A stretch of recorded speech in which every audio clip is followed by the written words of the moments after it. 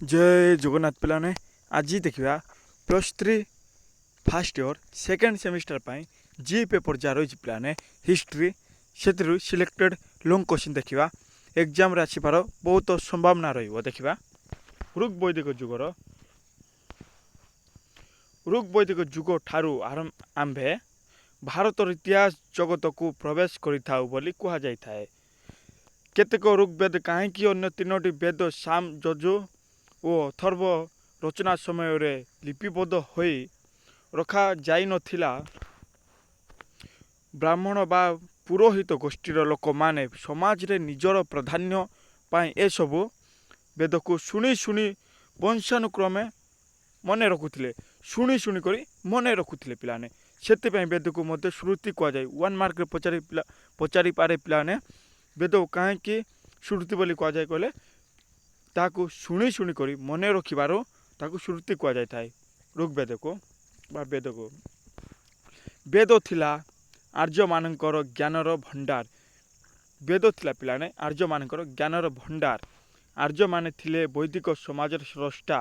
आर्य शब्दर अर्थ हेउची उत्तम चरित्र मनुष्य भल चरित्र मनुष्य भल व्यवहार जहाँ पाखे थिबो बा मुक्त मनुष्य बा ओपेनली मीन्स भीतर ओपेनली पिलाने पूरा दिल खुश जहाँ कह जाए। वेदर अर्थ ज्ञान वेदर अर्थ हो पिलाने ज्ञान प्रत्येक वेदर 4टी अंश रही सेगुड़िक यथाक्रमे संहिता श्रोत बा प्रार्थना ब्राह्मण श्रोतर अर्थ और क्रिया पद्धतिर वर्णना आरण्यक अरण्य पठित वैदिक श्रोतर गुड़ अर्थ और क्रिया पद्धतिर सांकेतिक अर्थ एवं उपनिषद ब्रह्म आत्मा और सृष्टि संपर्कित दार्शनिक आलोचना। देखिए पिलाने सामाजिक अर्थनैतिक जीवन ऋग्वेदरे बा ऋग्वैदिक जुगर सामाजिक और अर्थनैतिक जीवन कौन कौन थिला सिलेक्टेड लॉन्ग क्वेश्चन पिलाने देखिए। सामाजिक और अर्थनैतिक जीवन 10टी भाग बा मंडल रे विभक्त होइथिबा ऋग्वेदरे पिलाने 1 मार्क रे पचारिबो सियोर 10टी मंडल रही बोली बा भाग जा कह जाए। ऋग्वेदर केतोटी मंडल रही बोली पचारि पारे 10टी लिखिबे। ऋग्वेदरे 10टी बा 1017टी श्लोक अच्छी पिलाने 1 मार्क पचारिबो सियोर जहाँ जना जाए जे एथिरे प्राय 1,50,000 रु अधिक शब्द व्यवहृत होइछि। ऋग्वेदरु आर्य मानकर सामाजिक अर्थनैतिक जीवन राजनैतिक संगठन धर्मीय भावना तथा समाज रे नारी मानकर स्थिति संपर्क में विभिन्न सूचना मिली थाए। भारतीय संस्कृतिर उत्कर्षता प्रतिपादित हेउथिला वैदिक जुगरे। एबे देखिया वैदिक समाज कौन परिवार थिला वैदिक समाजर प्राण केन्द्र पितृकेन्द्रिक परिवार बा कुलर मुख्य को कुलर मुख्य को पिलाने कुलप कह जाउथिला। 1 मार्क पचारि 100% कुलपति बा गृहपति कह जाउथिला कुलपति बा गृहपति कह जाउथिला। आदर्श पारिवारिक जीवन को गुरुत्व दिया जाउथिला। पिता माता संतान संतति को नहीं यौथ परिवार गठित होइथिला। पिता माता संतान संतति को नहीं यौथ परिवार गठित होइथिला। परिवार रे शांति श्रृंखला विराजमान करुथिला। कुलपति तथा वयोज्येष्ठ सदस्य मान को सम्मान प्रदर्शन कर जाउथिला। कुलपति तथा वयोज्येष्ठ सदस्य मान को सम्मान रेस्पेक्ट दिया जाउथिला। गृहकर्ता परिवार समस्त सभ्य को समान दृष्टि देखुले। गृहकर्ता पिलाने परिवार बा गोटे फैमिली को समस्त सदस्य को सम्मान भाव देखुले। समस्त भल मंद सुरक्षा तथा शिक्षा दीक्षार दायित्व थिला। कुलपति उपरे परिवार समस्त मध्य उत्तम संपर्क थिला। नैतिकता और मूल्यबोध थिला आर्य जीवनर आधार। नैतिकता और मूल्यबोध थिला आर्य जीवनर आधार गोटे। दया क्षमा उदारता भली मानवीय गुण रे परिपूर्ण हेबा थिला समस्त काम्य करुथिले बा काम्य। गृहकर्ता आदेश को अमान्य कले दंडित देवा पड़ुथिले। गृहकर्ता आदेश को न मानले से मान को दंड दिया जाउथिला। आर्य माने सरल तथा उन्नत जीवन यापन करुथिले। सरल जीवन और उन्नत चिंतन थिला सेमानकर आदर्श।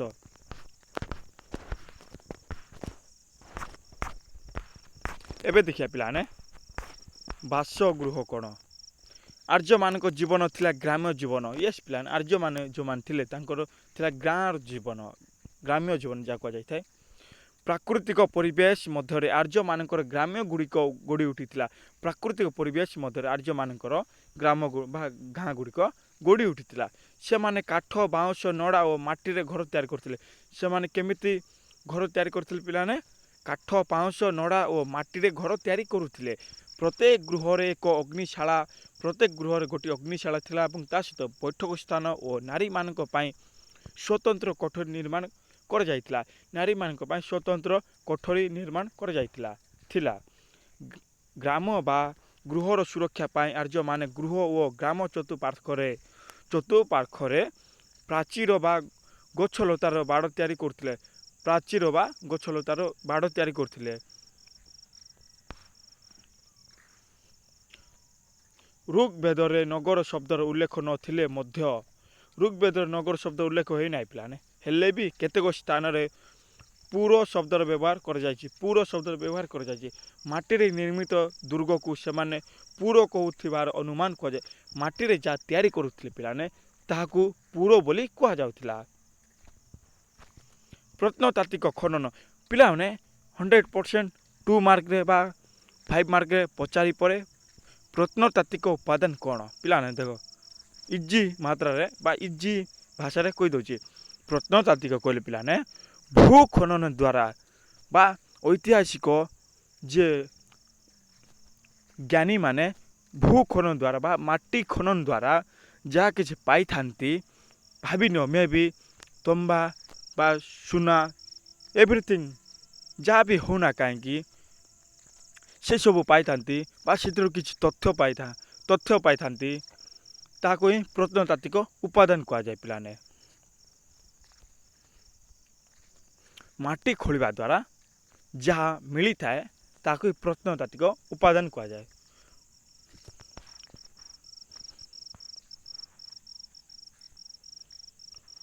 ଏବେ ଦେଖିବା, ଭଗନାପୁର ଠାରେ 3 କୋଠରୀ ବିଶିଷ୍ଟ ଏକ ପ୍ରାଚୀର ଗୃହର ଧ୍ୱଂସାବଶେଷ ଆବିଷ୍କୃତ ହୋଇଛି। ଅନୁମାନ କରାଯାଇଛି ଯେ ଏ ବୃହତ୍ ଗୃହଟି ଏକ ବଡ଼ ଯୌଥ ପରିବାର କିମ୍ବା ଆର୍ଯ୍ୟ ଜନଗୋଷ୍ଠୀର ଏକ କେନ୍ଦ୍ର ଥିଲା। ଏବେ ଦେଖିବା ଖାଦ୍ୟ ପିଲାମାନେ, ଆର୍ଯ୍ୟମାନେ ପ୍ରଧାନତଃ ନିରାମିଷୀ ଥିଲେ।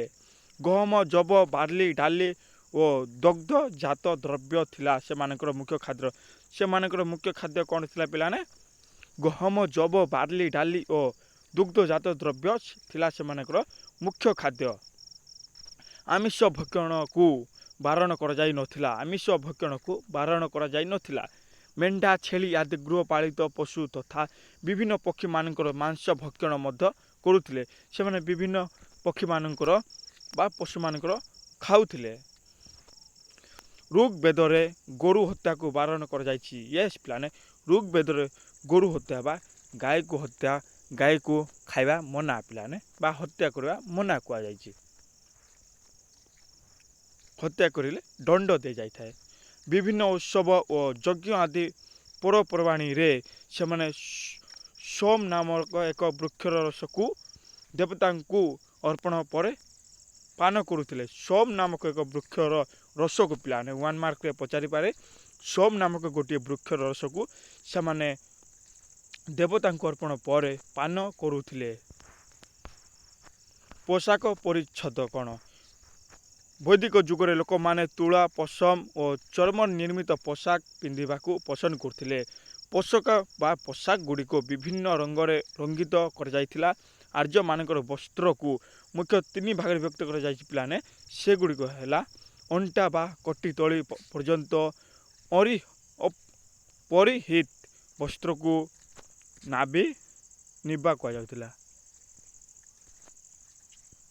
କଟି ଏବଂ ତା ସହିତ ଉପରକୁ ପରିଧାନ କରାଯାଉଥିବା ବସ୍ତ୍ରକୁ ବାସ ଉପରେ ପିନ୍ଧୁଥିବା ବସ୍ତ୍ରକୁ ଅଧିବାସ କୁହାଯାଉଥିଲା।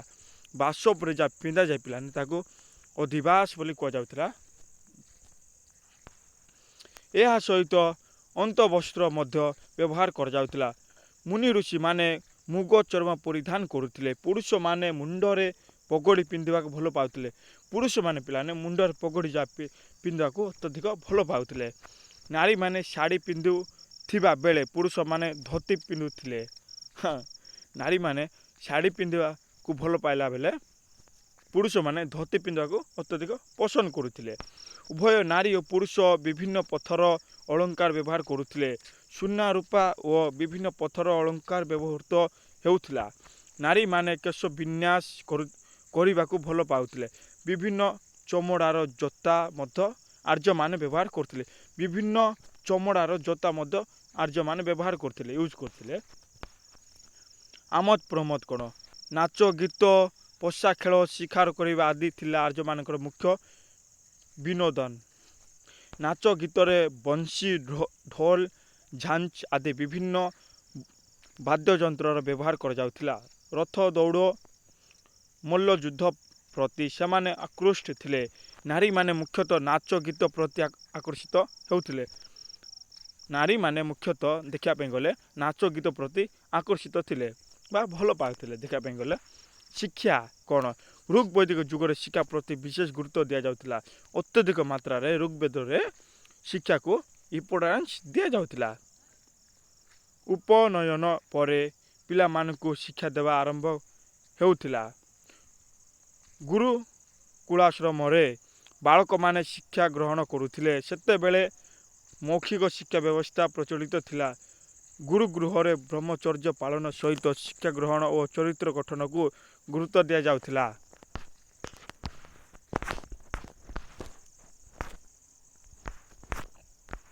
ଏବେ ଦେଖିବା ଜାତି ପ୍ରଥା କ'ଣ? ଆଦ୍ୟ ବୈଦିକ ଯୁଗ ସମାଜରେ ଜାତି ପ୍ରଥା ପ୍ରଚଳିତ ନଥିଲା। ଜାତି ପ୍ରଥା ନଥିଲା ପିଲାମାନେ। ସାମାଜିକ ସମତା ଥିଲା ସମାଜର ବୈଶିଷ୍ଟ୍ୟ। ଋଗ୍ବେଦରେ ବର୍ଣ୍ଣ ଶବ୍ଦ ଜାତି ଅର୍ଥ ନୁହେଁ। ଋଗ୍ବେଦରେ ବର୍ଣ୍ଣ ଶବ୍ଦ ଜାତିର ଅର୍ଥ ନୁହେଁ ପିଲାମାନେ। ମଣିଷର ବର୍ଣ୍ଣକୁ ବୁଝାଉଥିଲା। ଆର୍ଯ୍ୟମାନେ ନିଜ ଇଚ୍ଛାନୁସାରେ ଯେକୌଣସି ବୃତ୍ତି ଗ୍ରହଣ କରିପାରୁଥିଲେ। ଆର୍ଯ୍ୟମାନେ ସ୍ୱଇଚ୍ଛାରେ ଯେକୌଣସି ବୃତ୍ତିକୁ ପାଇପାରୁଥିଲେ। ବୃତ୍ତି ବା ଜୀବିକା ବଂଶାକ୍ରମିକ ନଥିଲା। ପ୍ରତ୍ୟେକ କାର୍ଯ୍ୟ ବେଦ ଶିକ୍ଷା କରିବା ସଙ୍ଗେ ସଙ୍ଗେ ସୈନିକ ରୂପ ଯୁଦ୍ଧ କରିପାରୁଥିଲେ ବା କୃଷକ ରୂପେ କୃଷି କାର୍ଯ୍ୟ ମଧ୍ୟ କରିପାରୁଥିଲେ। ସମାଜରେ କୌଣସି ଭେଦଭାବ ବା ଅସ୍ପୃଶ୍ୟତା ନଥିଲା। ସମାଜରେ ଭେଦଭାବ ନଥିଲା ପିଲାମାନେ, ଯାହା କୁହାଯାଇଥାଏ ଅସ୍ପୃଶ୍ୟତା, ଛୁଆଁଛୁଆଁ ନଥିଲା। କିନ୍ତୁ ଯୁଦ୍ଧରେ ପରାଜିତ ଲୋକମାନଙ୍କୁ ଦାସ ରୂପେ ବିବେଚିତ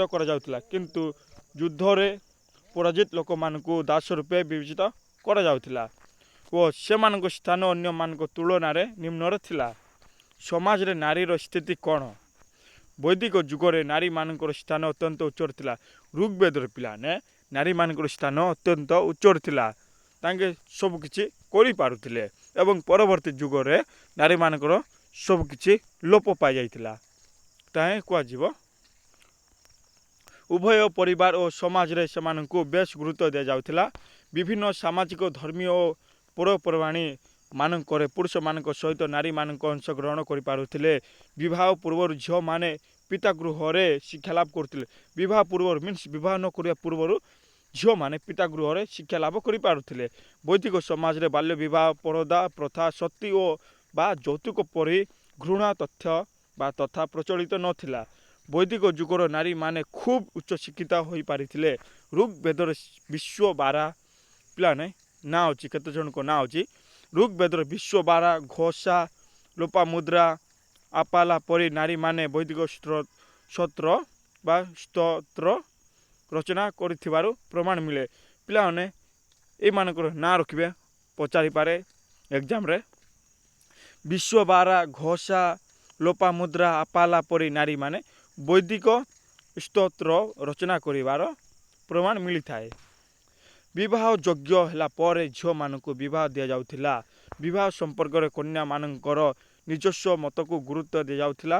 ସମାଜରେ ଏକ ପତ୍ନୀ ପ୍ରଥା ଗ୍ରହଣ କରାଯାଉଥିଲା। ଗୋଟିଏ ପତ୍ନୀ ହିଁ ଗ୍ରହଣ କରିପାରିବେ, ଆଉ ଗୋଟେକୁ ଛାଡ଼ିଦେଲେ ଆଉ ଗୋଟେ ମ୍ୟାରେଜ୍ ହେଇପାରିବେ ନାହିଁ, ଗୋଟେ ହିଁ।